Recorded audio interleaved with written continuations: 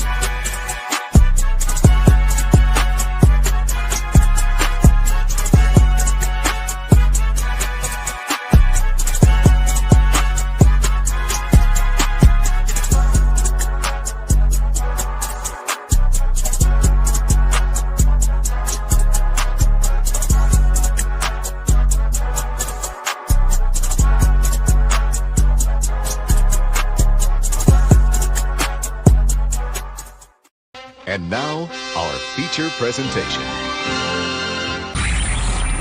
You are watching a master at work. Go get some! How's it going, fellas? My name is Rafael Chacinas, known as El Capitán Rafucho, and welcome to another episode of The Combat Club, because in this club, we're born to fight anytime, anywhere, anyone. And my apologies, because I was trying to do a show with my brother Science in it, but right now he's sick right now, so get well soon, Science. So we're trying to reach out for the next week. So yeah, I know it's a bad news, but we're just trying to figure it out right now. So yeah, it's kind of like really suck when your co-host is sick and right now is getting to the bed, but don't worry about it. So my message to my co-host says, get well soon. Right now, the show must go on. So God bless you to you, Sion. Yeah, God bless to you. All right, so ladies and gentlemen, who's ready for a morning show? Yes, it is. Who's ready for a morning show? And how y'all feeling in this Saturday morning?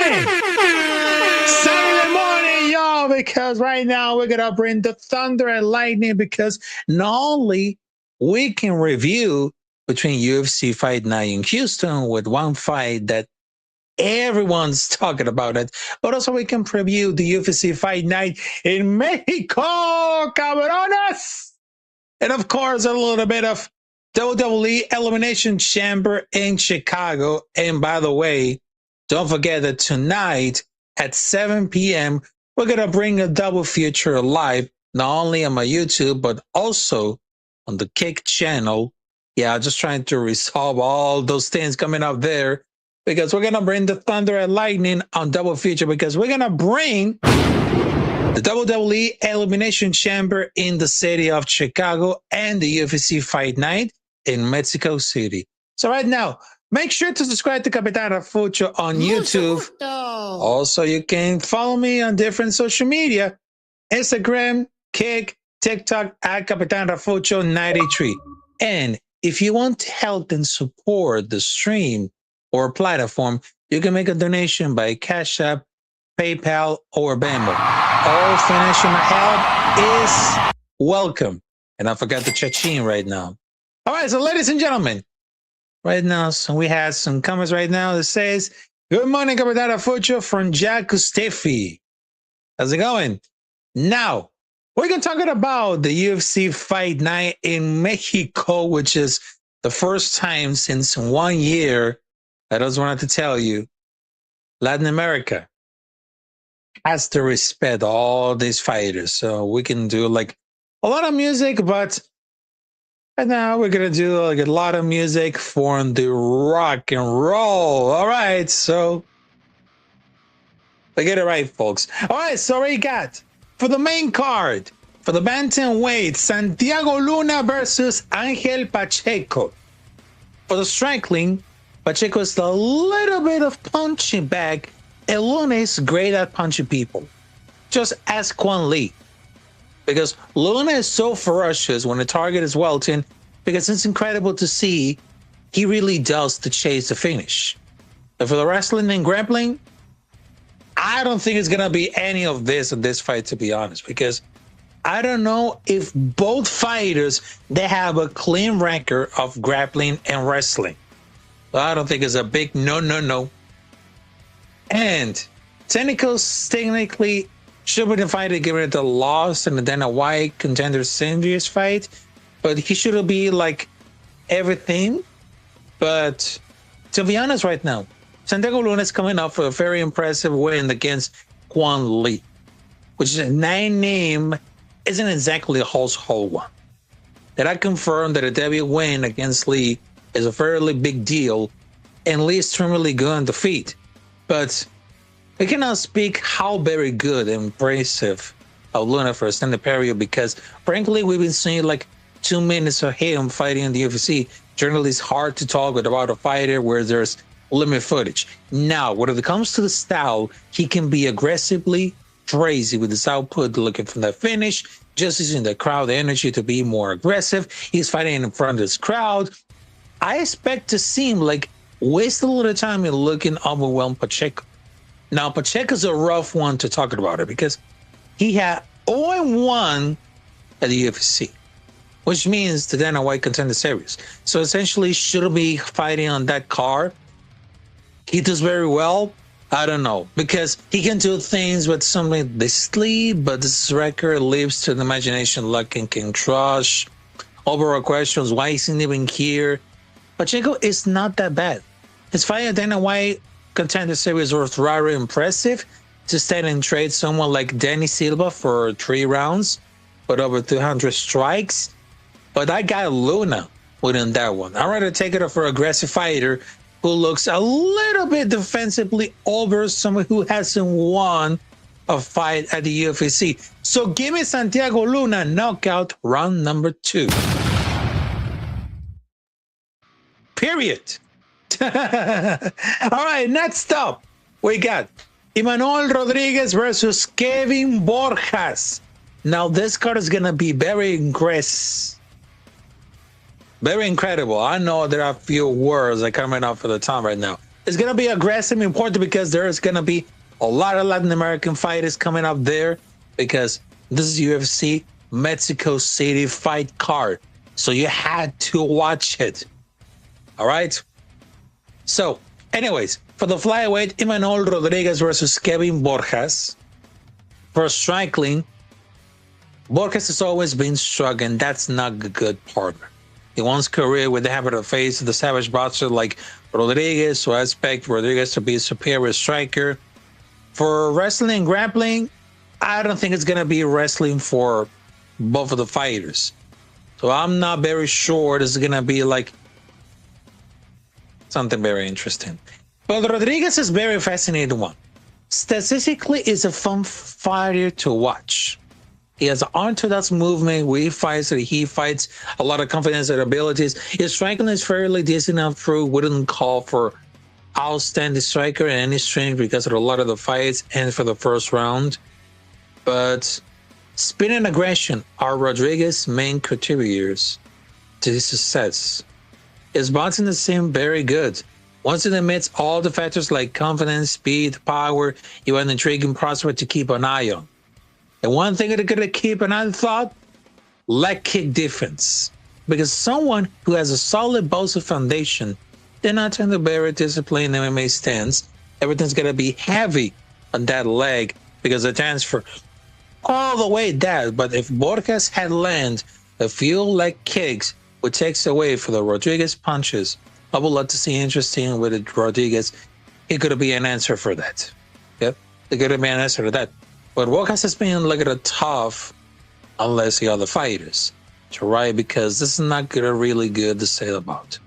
Because most of the fights, he gets really strong. That partner could not remerge, but they cannot help how Borjas is going to be, how strong is going to be really knocked out. Because if Borjas can implement leg kicks or even takedown attempts, I'll do like a wonder if he can turn the tides there. Because frankly, they cannot trust with Borjas. Not at all. because it's going to be like a squash match. Miraculously, he doesn't have a rich advantage that might entice a few people to take Borjas, but Rodriguez's strikes are very nasty. He weaves in and out of the range, he uses a lot of footwork and fancy charts or lightning quick blitz. He's hard to track at the counter, and I don't think the Borjas is going to be a lot of success against Rodriguez. So I just wanted to tell you, my prediction is going to be very simple and very short. Give me Manuel Rodriguez round number 1 knockout. Very simple as a fighter. All right. We got for another one for the flyweight bout. Edgar Chairez versus Felipe Bunes. Between first striking, sheesh. Who's going to be the best striking here? They're like 50-50, but I think between first striking, there's going to be like a close battle between two fighters, including for the wrestling grappling. They're going to be interesting submission attempts, reversals, pause. But Chairez is coming up for a decent win against CJ Vergara. He won by a rear neck choke. That's a specialty. And that's tournament highlights positives in his career, because outside has been really fed to the wolves, because he lost against Joshua Ben and Tatsuro Taira. Outside of the wins, he has outstruck this fighter. It doesn't seem like he wants to be like a top level competitor. Could it be safe? I don't know. He's very one-dimensional fighter. Grappling good, submissions are taking a point during this fight, but he doesn't have like very good striking. If he remains to struggle, they're gonna be a little closer. Now Bunes, he's been struggling for a little run. When he does like the first round submission against Jose Johnson, his losses has been made for, I don't know, disgusting cardio problems and a significant reduction in output for the first 5 minutes. Now the age is a little factor here, but it's getting enough with their age.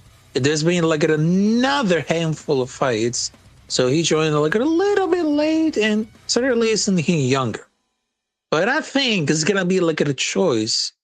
Who's gonna be the other guy? They had to go for at least more experience at the UFC. It has a huge edge and a home field advantage, so to speak. So in my point, I would choose Edgar Chairez by submission, round number 3. That's gonna be it. That's gonna be so much it. Now, next up, we got for the lightweight, Daniel Zellhuber versus the King Green.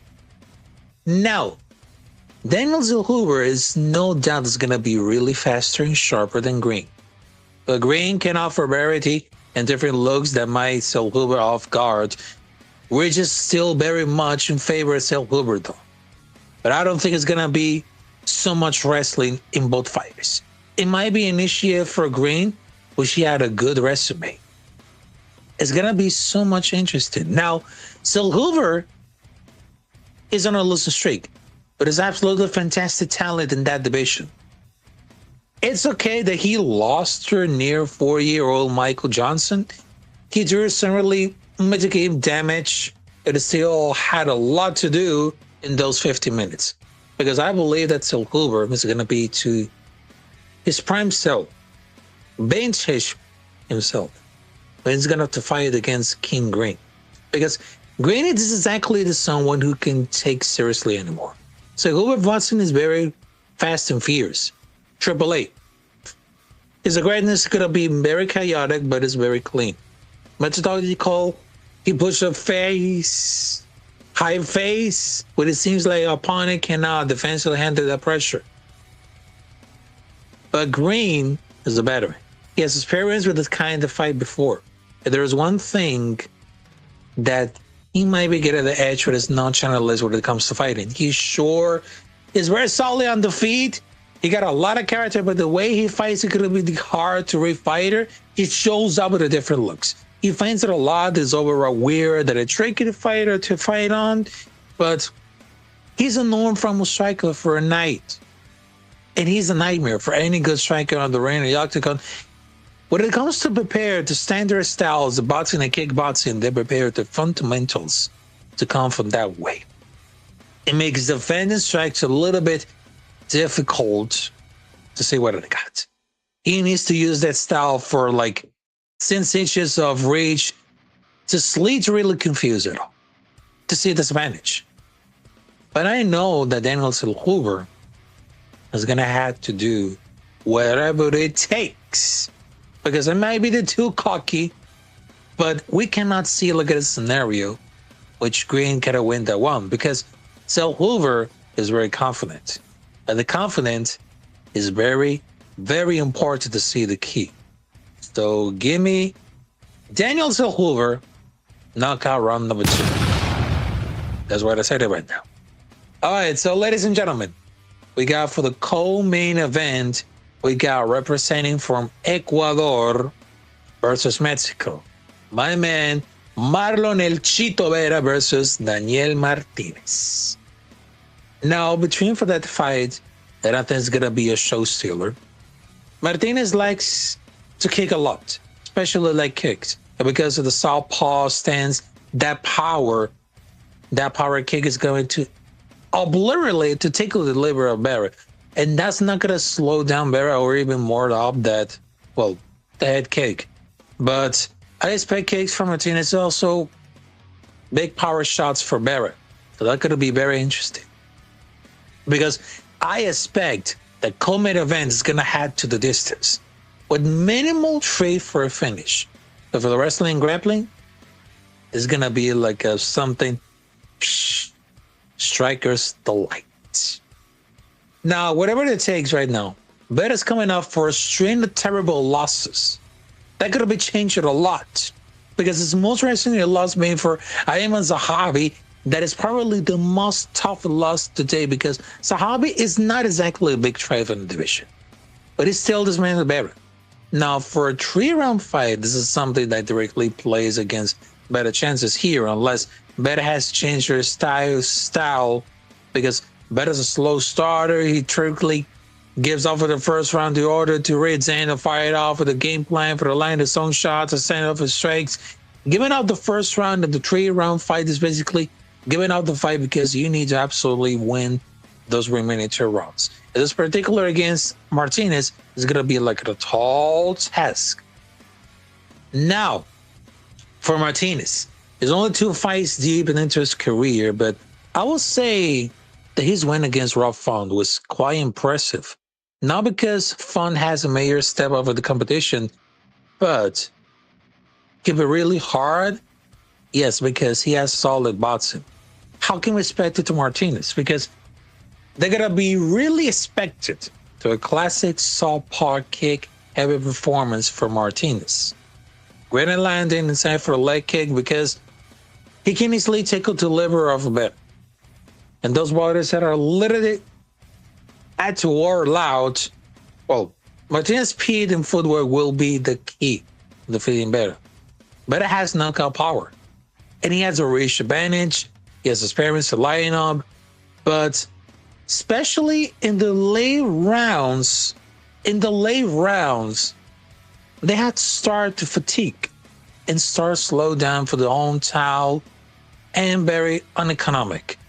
So I don't want it to be really expected to a finish, but I think it's going to be like a long tit for tat fight. So this is going to head for the distance. That should be the focus here. Not the terrible. Well, probably they should. All right, so give me Marlon Vera by decision. That could be it. All right, so ladies and gentlemen, we got to preview the main event of UFC Mexico City, because right now, hit him out right now, Bruce Buffer. It's time! There you go right now. The time for the main event between the flyweight bout. Brandon Moreno versus Loner Kamno. Now, for striking, I think Kaba can be the sharper boxer, but he has the hand speed and reflexes. So Moreno can be quite tricky, and that could be very longer as the fight goes on. This better be it from Moreno to use to pacing himself for 5 rounds. So Strickland might be more impactful in the later rounds compared to Bakama, who might be fatigued. In wrestling, grappling, both are really good on the ground. So technically, they're going to cancel each other out because between for the submission, grappling, striking, and of course the clinch, they're going to be something like, well, between Jack Della Maddalena versus Islam Makhachev, well, there might be that comparison. But it's going to be like a weird main event. As long as it's going to be a main event, yes, it is. But this is going to be like a decent fight because Moreno's coming up for a rather real loss against Tatsuro Taira, which the fight ended far too soon, but also we saw pure grappling dominance for Taira. Moreno has sometimes been someone who's been struggling to turn off the notch when it was needed. And sometimes when the bear in the state to fight the fight, and of course, we've been seeing a lot of more competitive. It's also, Brandon Moreno has been lost his killer instinct because we remember 1 year ago, he won against Steve Erceg at the same city, Mexico City. Because I know that after that, and after that loss against Tatsuro Taira, it was lacking that his fights a little bit too safely. But in a sense where he can strike his opponent, then wins to defend his opponent's military attacks, like it's almost spurious. And I have concerns that he might try to do like at a weekend against a hungry Kavanaugh. Now, Kavanaugh is coming up for a knockout loss against Charles Johnson. That should be raised a lot of red flags, right? Because if you add altitude and step up the competition and short notice to the list, during for the tie week, they happen to make arguments how Kavanaugh win this fight, but it's only way to win that this fight is early round or 2 finish. So I don't know what that means, but I do not really care because that chance that it happened is somewhat very, very thin. Because I know that fight is a 5-rounder. So it's quite possible to not may activate this whole second of the fight, but it's going to build momentum where coming up duress to bear able to keep active. Well, it's going to be really extended, but I'm a little concerned about regarding God is coming up for a knockout loss. So sometimes with knockout losses, we even see a fighter struggler to pull the trigger and what's kind of happened. But in my opinion, in my thoughts, between for the main event between Brandon Moreno versus Leonard Kavanaugh, I got Moreno. Easily got that one, especially if he wants to hit the later rounds and cardio problems start, supposedly shows himself in combat. A lot of things point to Moreno winning against Kavanaugh, and those made a lot of sense to me. So give me Moreno, round number 4, knockout. Because I know it's going to be a lot of advantage. So you might notice for something. Hey, how's it going, Carlos Colmenares? And of course, we got Jesus Duarte and Emiliano Aguirre. Vibe, salute to you. And of course, I just wanted to tell you something between for UFC Fight Night in Mexico City. This one is going to be so much interesting. Yep. There's going to be so much interesting since last year. All right, so right now, we're going to do for the preview, well, just like a quick review between for WWE Elimination Chamber, which is going to be in Chicago. Chicago! Sorry, because I know it's going to be something like this one now. All right, so my predictions for the WWE Elimination Chamber in the city of Chicago. All right, so I got my predictions. One is going to be AJ Lee versus Becky Lynch for the Women's Intercontinental Championship. I see AJ Lee winning the Women's Intercontinental Championship in front of the whole town. Although some rumors speculating that Becky Lynch might retain, but it's not gonna be there. Nope, not gonna happen. So I got AJ Lee winning. Yep, I got AJ winning because I know it's gonna be something very interesting, but it cannot be really hard to do. But yes, could be anything for a long time ago. All right, from the men's match of Elimination Chamber. So now there's going to be a little bit tricky because what we just saw between for the WWE SmackDown last night with Jey Uso and Drew. I would imagine if Drew McIntyre do something to Fatu Cody so that Sammy gets to the Elimination Chamber, eventually Cody Rhodes and Fatu come to the way to the Elimination Chamber, but they got screwed off. Trick Williams would always get Orton eliminated, set up for WrestleMania, but I don't think it's going to be really possible. But some people that say that Randy Orton can win the Elimination Chamber. So I don't think it's really safe. But if the people want to see Randy Orton winning, I just wanted to see Randy Orton versus Drew McIntyre in WrestleMania. But there's also could be work because Fatu instead of Alva in the Elimination Chamber, Fatu could win the chamber. Surprisingly, because I don't see that much favoritism coming out there for the Elimination Chamber. Randy could face Brock and Mania, which I don't think so. If I'm gonna wrong, because Alva is leading heel so far in main roster appearance.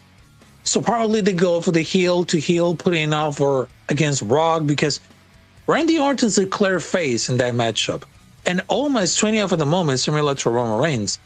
But Trick Williams, oh man, that could be really surprising at all. Could be anything, but yes. Some that had to believe it. Some that had to believe it or not. And for the Women's Elimination Chamber, I think is going to be so much interesting, but I think that Tiffany Stratton could be win this.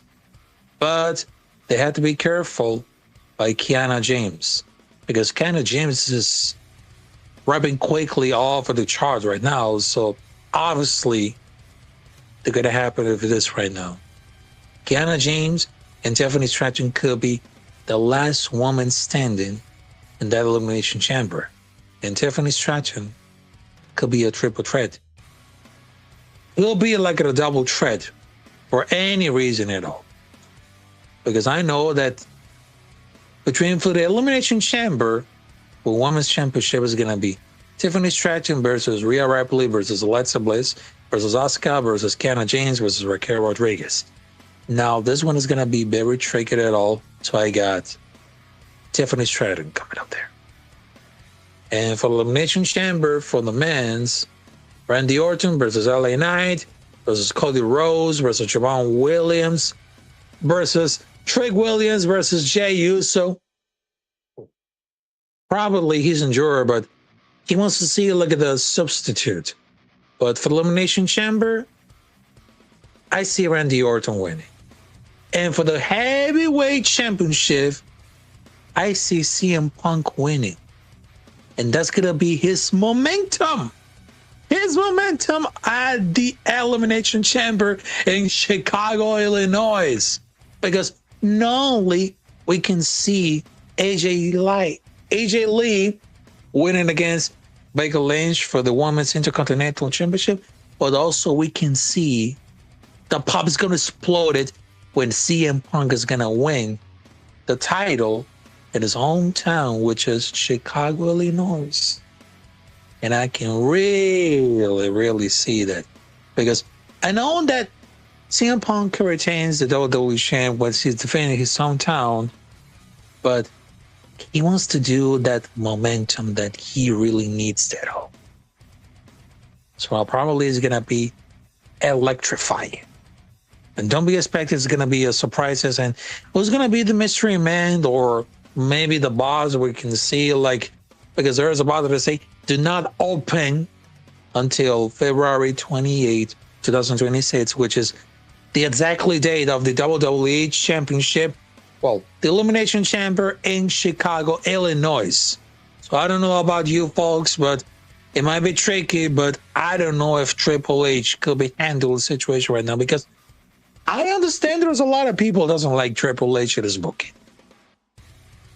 And they feel about what is happening. Yep.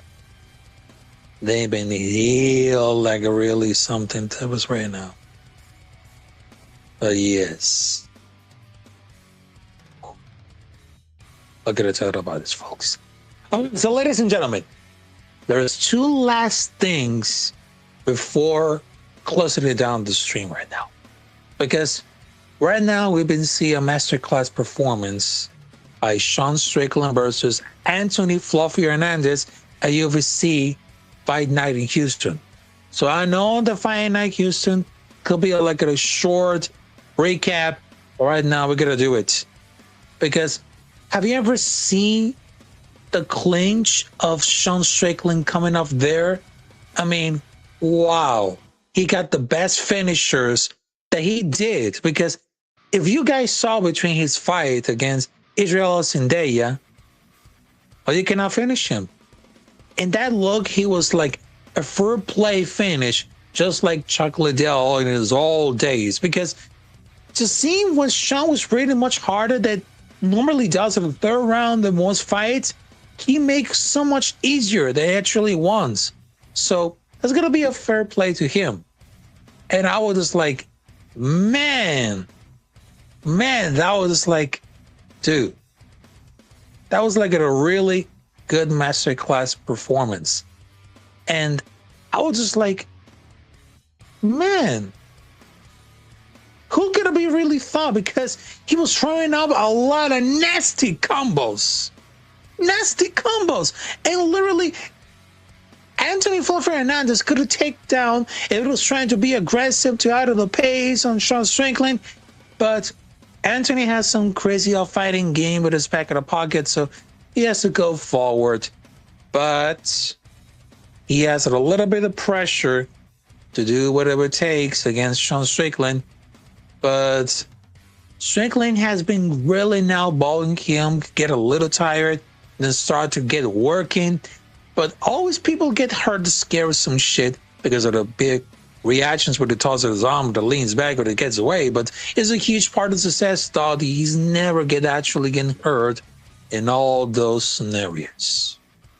Probably get it right, probably they get it really wrong, but he circles perfectly well, clinches, talking and walking 100% of the time. He doesn't stop moving. He has very exceptional timing and defensive, good footwork. Maybe that opponents that think that got a wrench hit him, easily gone. His arms are in the center. There's a position to counter. But I think that Sean Strickland could be a lot hungrier more, because he wants Kazma Chiame. He wants for the title. But I don't know, it's going to be expected. Could be a UFC Fight Night coming up for June, or the UFC White House night card. Could be anything. Because don't be expected if Sean Strickland pulls the trigger against Kazma Chiame at the title at the UFC at White House. Could be the main card, could be the main event, because I would rather to expect it to see Sean Strickland versus Kazma Chiame at the White House main event. Just sell it, Dana. And speaking about, well, Dana, because I got brought some image right here, because right now the show an official, because we have some breaking news coming out there. And we have the car for the UFC 327 is going to be at Miami. Right now we have some... We have Dominic Reyes versus Johnny Walker for the light heavyweight bout. Benito Rouge versus Manuel Torres for the lightweight bout. Also, we got my man, Josh Hockett versus Curtis Blaze for the heavyweight bout. Also, we got for the World Flyweight Championship between Tatsuro Taira versus Joshua Man. And check this out. We got for the World Light Heavyweight Championship, we got Jiri Prochazka versus Carlos Ulberg. Because I know I might be the trick it a lot, but Alex Pereira vacate his light heavyweight title. Yeah, I know it's gonna be really shocking. So this one, because Alex Pereira right now is working as a heavyweight contender. Yep. Right now he's officially vacated to UFC light heavyweight title.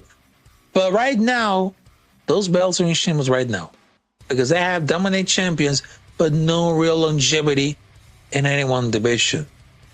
So how they're gonna quickly so much?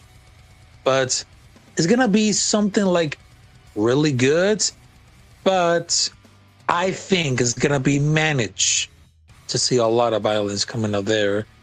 But I know that Alex Pereira, he's a real fighter, and he can win whatever it takes. Doesn't matter if it's light heavyweight or heavyweight. I don't know, it's gonna be moving enough to that position. Hey, how's it going, Kalimishkov? How's it going? Salute to you. Because it makes more sense to put Alex Pereira at the heavyweight division than defend again in light heavyweight. Probably he wants to shoot his shot at heavyweight, lose some boxing fights, get paid, and retire. I don't know, because this is gonna be like at a plus trade of the century. They're gonna be really great because the heavyweight title has been kept hostage multiple times since Francis 48. Sorry, bless soul. It's not the allergy, folks. It's not the allergy. But I don't think this is gonna be having a better chance against Arrow Game. Probably. Because against Tom, he has a better chance. If he can deal with Tom's speed and blaze. Because sometimes he has with the chain off of the air, but also step out of the throw with the straight, whatever it takes. But it's very fun to see at the heavyweight division. So we can have to do this right now. So I know the Alex Pereira can move it at all, but I hope that, if I'm not mistaken, give me Alex Pereira versus Thomas Pinot for the heavyweight bout. Or maybe the championship. They're going to be at all. All right, so ladies and gentlemen, thank you for joining at this episode of The Combat Club. And I apologize to everybody else because I thought that show could be on Thursday or Friday, but I just wish the best. I wish the best for my co-host, Ian Senate, so get well soon. We will gathering again for another episode, if I'm not mistaken, for Thursday. All right, so don't forget to subscribe to my YouTube channel, which is Capitán Rafucho. And of course, you can follow me on different social media, Instagram, Kick, TikTok, at Capitán Rafucho 93. And of course, if you want to help and support this platform, you can make a donation by Cash App, Venmo, or PayPal. All financial help is welcome. Now, tonight is going to be very important because we're going to bring the Thunder and Lightning of the double feature of life. Because not only we can bring the WWE Elimination Chamber, but also we can bring the UFC Fight Night in Mexico City. So it's going to be a great night and a bumpy ride. So what can I tell you about this, folks? What can I tell you about this, folks? It's going to be really interesting. All right? And of course, expected about the next few weeks, because right now, between all the social media thing right now, it's going to really grow, but it's going to be very slower. But they're going to be expected to be more interesting about the Combat Club, because this podcast is built for warriors and fighting nerds. Because we're going to bring event previews, pause fight breakdowns, we can fight cards, trending matchups, rumors, the hot beef coming up there, fan reactions, everything. We're real fine men.